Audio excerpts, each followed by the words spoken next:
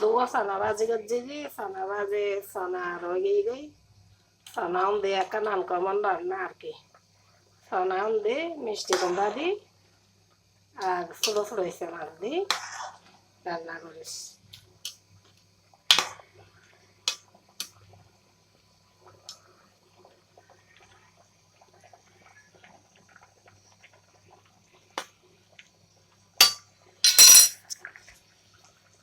দিয়ে শাক ভাজিও করে রাখি